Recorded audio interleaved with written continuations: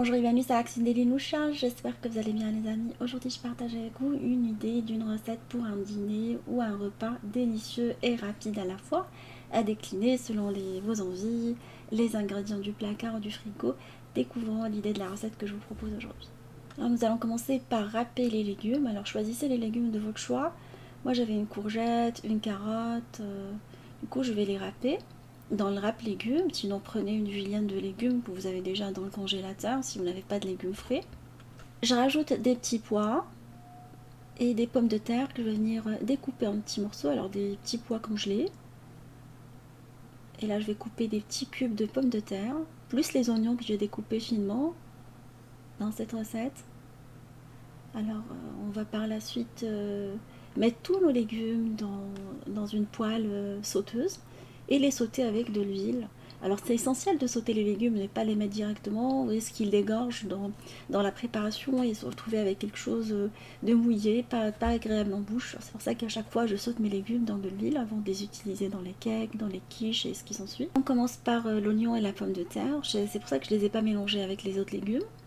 On va les faire colorer à feu moyen pendant une petite dizaine de minutes en mélangeant de temps en temps avant de rajouter les autres légumes. Après, nous allons laisser le reste des légumes pendant 5 petites minutes supplémentaires et on va préparer l'appareil qui va nous servir de base. Dans un saladier, on va mettre des œufs, on va rajouter de l'huile de table et de la crème liquide également. On va bien mélanger notre appareil. On va battre en omelette et on va incorporer de la farine tamisée petit à petit. Alors j'ai mis de la levure chimique dans ma préparation, on ne va pas le rajouter parce que je l'ai incorporé avec la farine et on va battre notre appareil, tout tel un cake.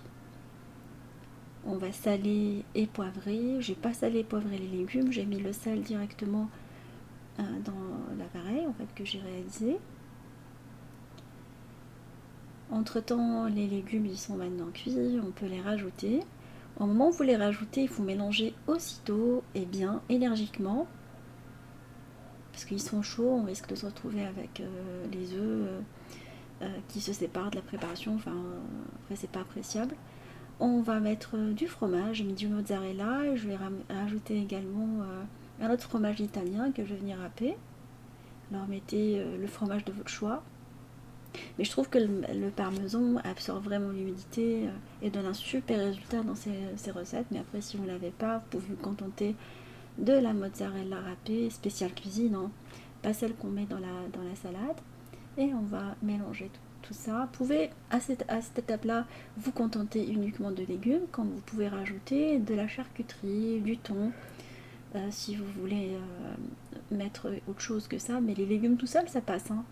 Alors j'ai mis du jambon de dinde ou du jambon de bœuf plutôt, que je vais venir découper en petits morceaux. Moi j'aime beaucoup ce jambon de bœuf au poivre, 4 poivres, et il est trop bon.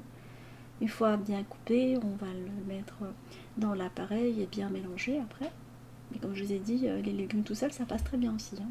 Je vais beurrer et fariner un moule. Alors prenez un moule à tarte ou un moule à cake. Ça dépend de la forme que vous souhaitez donner à votre gâteau salé. Et vous transvasez la préparation dedans. Alors histoire de ne pas perdre la farine, je mets toujours un papier cuisson en dessous ou une serviette et je récupère par la suite la farine une fois que je beurre et je farine mon moule. On va transvaser la préparation en égalisant la surface. Comme c'est assez liquide, ça s'égalise facilement. Et râper un tout petit peu de fromage par-dessus si vous voulez avoir une petite croûte par-dessus. Sinon, vous pouvez ne rien mettre à cette étape-là. Je suis assez gourmande, c'est pour ça que je mets du fromage. Alors j'ai râpé un tout petit peu de parmesan. Je vais mettre quelques graines, alors des graines de pavot et de sésame. Ça va ressembler plus à une galette salée qu'un cake. Et je vais l'enfourner dans un four préchauffé à 180 pendant une quarantaine de minutes, entre 35 et 40 minutes. Alors vous introduisez un couteau dedans. Une fois qu'il ressort propre, et vous avez également la surface qui vient être dorée, vous savez que votre gâteau il est maintenant prêt à être démoulé et présenté. Vous pouvez attendre qu'ils refroidissent avant de le démouler ou le démouler comme moi, rapidement, parce qu'ils avaient faim. Du coup, je l'ai démoulé dans la précipitation et j'ai servi. Enfin, je devais faire une salade avec, mais je ne l'ai pas faite. J'ai pas eu le temps pour le faire. Voilà, une idée d'un repas facile, rapide à réaliser pour faire plaisir à vos familles. J'espère que cette recette vous fera plaisir et fera plaisir à vos familles. Je vous fais des gros bisous d'amour. Merci pour vos messages et on se dit comme d'habitude, on se retrouve sur la cuisine de Linoucha avec de nouvelles recettes, un nouveau voyage culinaire et à bientôt.